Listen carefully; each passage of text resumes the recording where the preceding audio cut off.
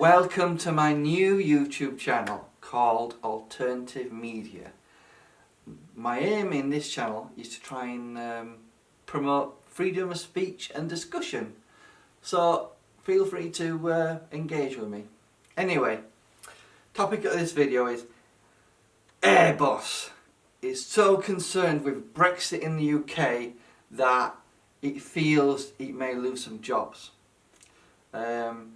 Although, if you listen to what Sky have said and the BBC, they will tell you up to 10,000 jobs could leave the UK. We're going to move our business to Europe if Brexit goes ahead. Typical leftist view, isn't it? The BBC and Sky, let's call them the fake news, like Donald Trump would call them. They're being very negative and they're not telling the truth really, because Airbus hasn't said it will terminate 10,000 jobs. What it said is they will reduce some investments in the UK. That doesn't mean 10,000 jobs will go just like that, does it? But if you listen to the BBC and Sky, they will tell you, 10,000 jobs are going to go, we must stop Brexit, we must have a second referendum and find out if the people really want to leave the UK. Although, according to recent polls, 60% of people just want Theresa May to get on with it. If you can't get the deal that we want with the EU. So let us move to WTO, World Trade Organization rules, and just dictate to the EU what we want to achieve. And if you're not happy, we'll go to WTO rules and just say, to the hell with you. That's what we should be doing. And guaranteed, the EU, as soon as we say that, will come back with a good deal, guaranteed. That's what would happen. Anyway, back to the subject of this video.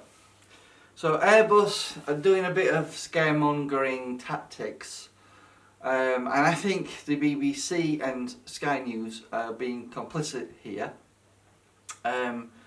reiterating the leftist rhetoric of, you know, the UK won't survive, more or less, because we will have a great trading relationship with Europe. And we will. We buy far more from the EU than they buy from us. So there is a trade deficit here.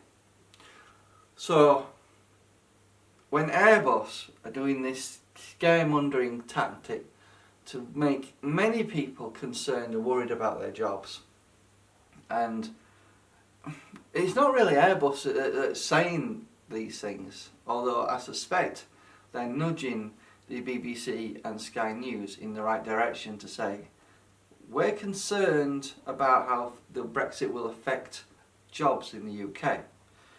So strictly speaking, Airbus haven't come out themselves directly and said, we're going to axe 10,000 jobs, because obviously that could have some, you know, consequences, you know, and you might find Parliament getting involved in regards to that. So they've stopped short of saying they're going to axe loads of jobs, although the media have jumped on the bandwagon and more or less said lots of jobs are going to go if we leave the EU, we must have a second referendum. So this video is really to discuss what Airbus are saying. Obviously they employ a lot of people, they do a lot of business, and for people that don't know the aircraft market and the car market, a lot of parts go to and from different countries within Europe. France, Germany, Italy, UK, we're all part of a combined effort to get parts for the cheapest that can be done, and we share the various resources within the EU for repairs, maintenance of vehicles, aircraft repairs, emergency repairs, if an aircraft has to do emergency landing because an engine's broken. An example of a majority of the engine parts are made by Rolls-Royce, which is based in the UK, and obviously wing parts are made more or less in France, and then the fuselage sections are made largely in Germany. So there's a lot of parts, there's thousands of parts, believe it or not, and it's shared across the European Union. So parts are moving all over Europe.